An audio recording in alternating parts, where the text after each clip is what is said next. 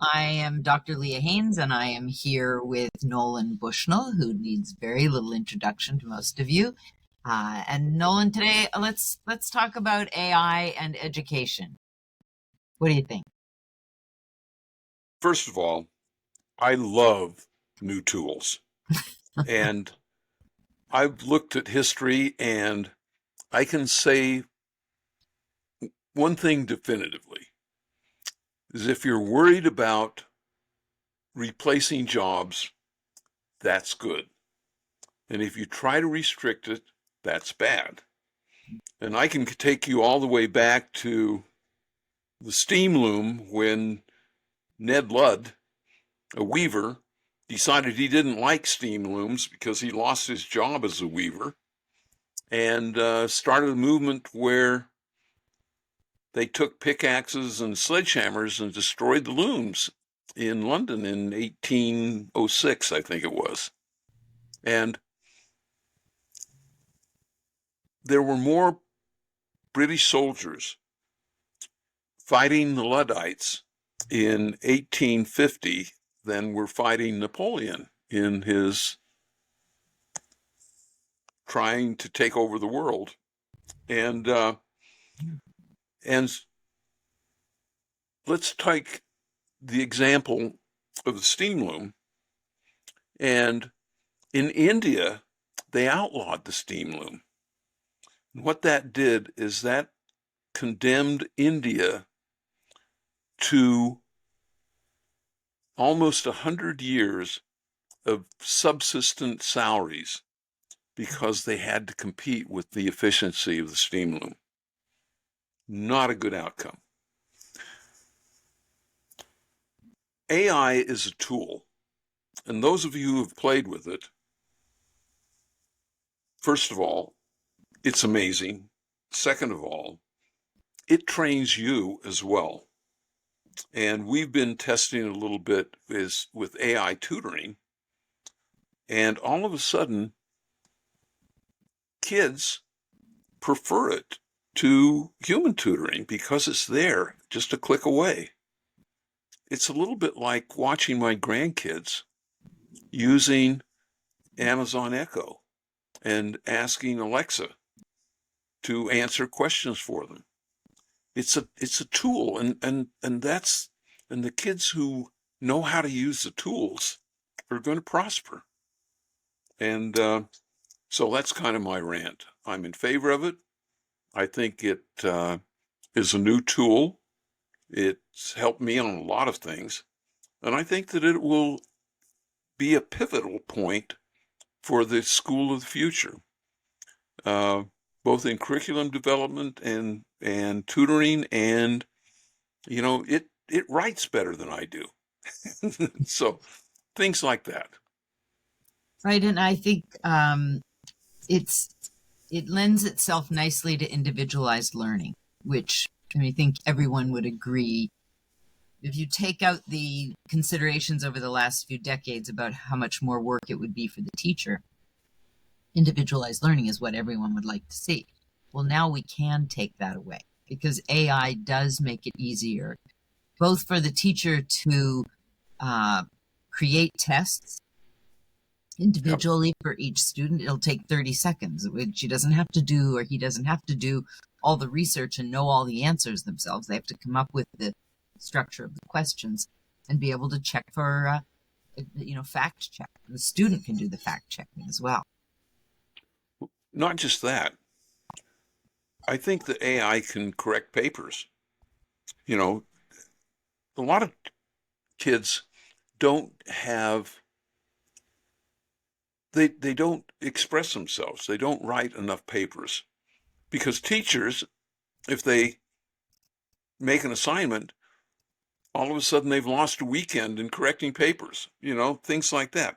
So we can streamline that whole process very, very nicely. And I think we, as a result, our ability to deal with the tyranny of the blank page that a lot of kids have. Because we need to be able to not just have input, we need to create output. And not just writing papers, but presenting papers.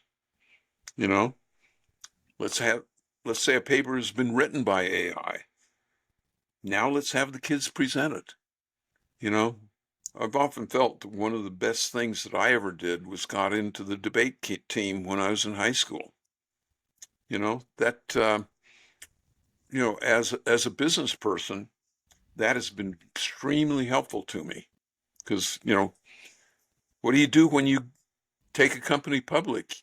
You go on a roadshow and you talk, you know, you Mhm. present the vision of your company. And we've got our book, but what are we doing right now? We're talking and we're Right. presenting our ideas.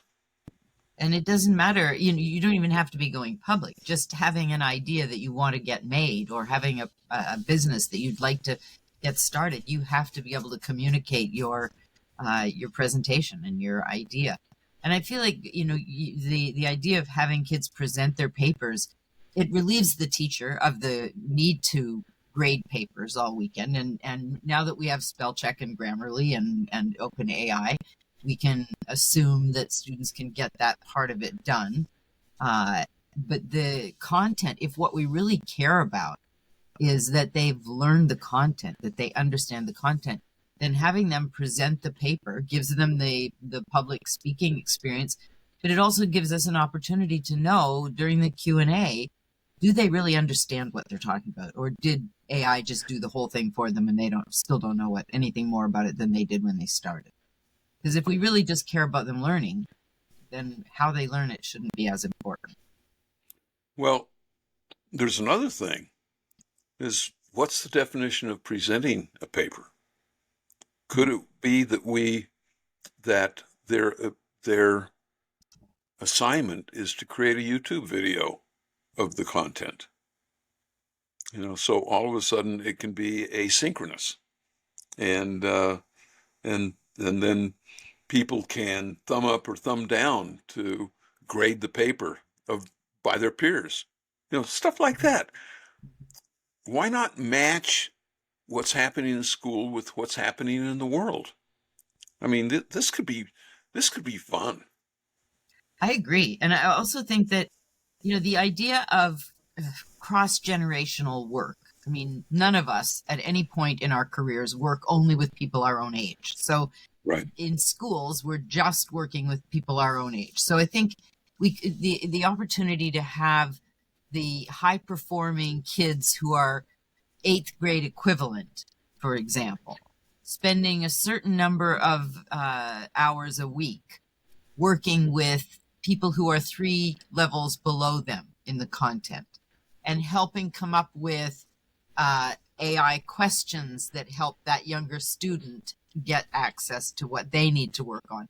But having, and in part, it's teaching helps us learn. You remember it when you start telling it to other people and trying to get them to understand.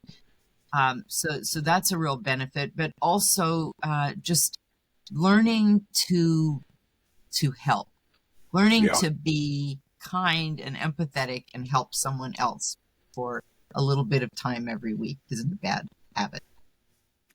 I also think there's a benefit that if you're close in time and can remember what you struggled with a little bit when you were learning this content, that makes you more effective at dealing with kids who are maybe struggling in exactly the same way. It's true. It's very true. And my apologies for Charlie the dog. She will let herself be known every once in a while. Well, having a dog is really a superpower. You know that. They're so wonderful. They are. So, I guess in closing, I want to say I am a supporter and a lover of these new tools. I think the world is going to be a better place because of them. Do Am I worried about them taking over jobs? Yes. No. I think that whenever you get rid of jobs, what you're really doing is making life better for everybody else. And the jobs that are replaced, that frees the person up to do something else that maybe is more valuable. And so, ever onward, ever upward, and the best is yet to come. And yes, it is. And keep that entrepreneurial spirit alive. And read science fiction too. The world that can be, Very not the dystopian stuff, the promising stuff. exactly. Thanks everybody for being with us.